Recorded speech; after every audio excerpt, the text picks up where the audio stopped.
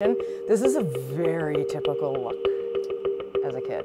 Lyndall Montgomery is going public for the first time about alleged sexual abuse she suffered as a teen. Here I am at 12, starting to get pimply. It happened inside an insular and secretive Christian sect that has no official name but is most commonly referred to as the 2x2s. But no makeup, no jewelry, no hair cutting. After a certain age, you're expected to put your hair up into a bun and pulled back. That's the look. Quite typical. That's the look, exactly.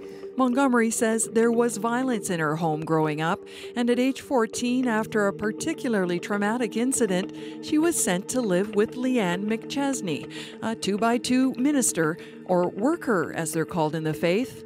My Frank Hurt Go card from 1988-89, right around the time when Leanne would have entered my world.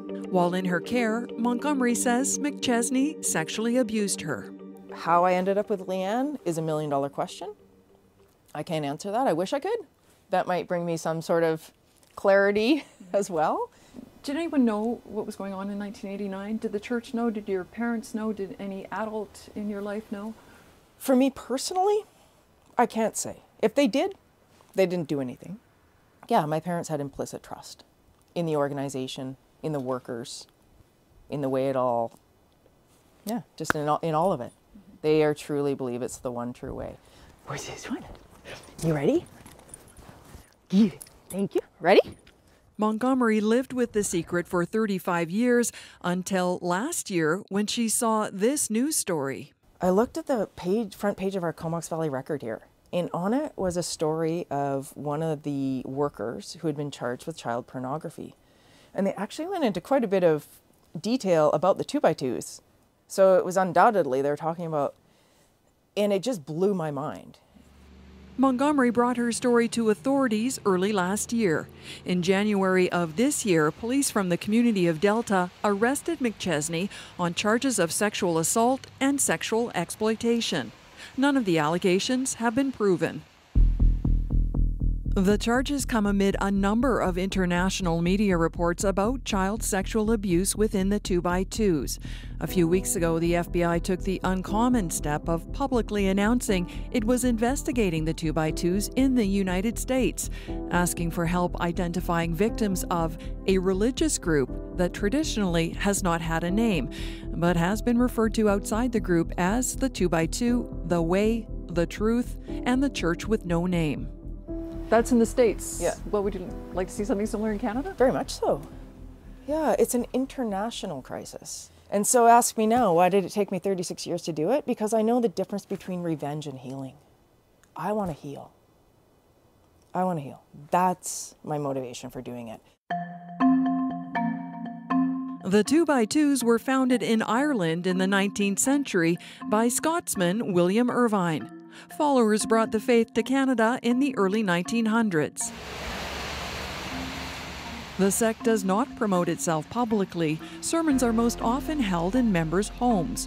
But we visited a public gospel meeting at this funeral chapel, hoping to speak to a minister about the allegations. We were invited in, but without our camera. The minister we spoke to declined comment.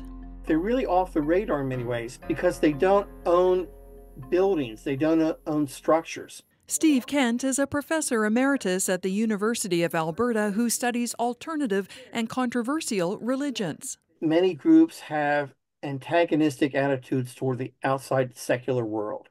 The outside secular world is evil, fallen, even satanic, and consequently they almost never go to outside authorities to report incidents of abuse. What often happens is groups have either internal investigative procedures that are very, very poor, or they get the abusers to repent, that say they had a conversation with God and God has forgiven them. When you heard the FBI was investigating the 2x2s and asking victims to come forward, what did you think? Well, my very first reaction was it didn't have to come to this. There's been plenty of warnings over the years.